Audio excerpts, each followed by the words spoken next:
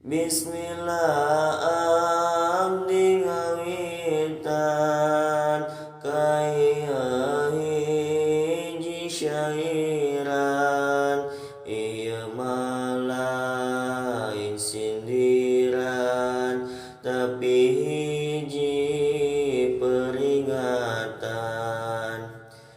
Istri-istri sing narima kaya hiji cerita sabab lain cek beja tapi bukti anu nyata ayeuna abdi ngawitan kaya caritaan. Istri-istri tong delitan lamun kerja di parawan. Istri di zaman ayeuna angean ka bina-bina pamake teu jeung elmuna oratna ka mana-mana. Istri di zaman kiwari alagna teh rupi-rupi nurutan akhlak Yahudi anu aya dina TV. Omat istri sing areling ayeuna mah loba maling, lain maling baju samping tapi maling tengah pingping. Ka istri kedah waspada bisi katipu pemuda zaman ayeuna pinter pisan ngarayuna.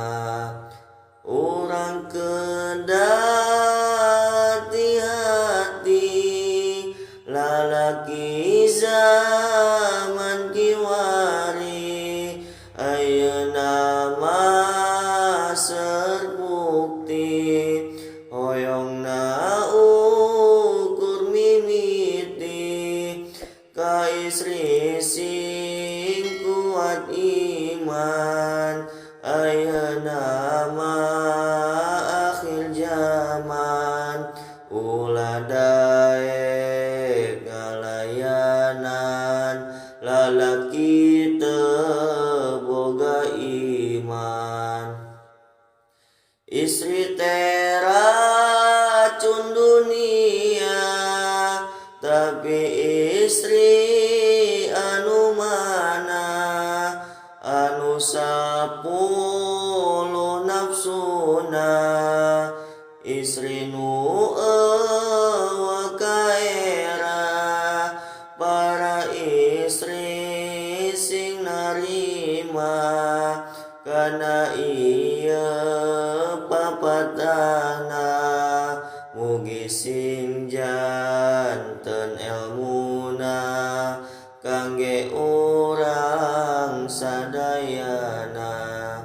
Sing ageng pisan hampura kabdi anu nyarita apunten pisan salira anu kirang tata basa. Sing ageng pisan hampura kabdi anu jarita hapunten pisan salira anu kirang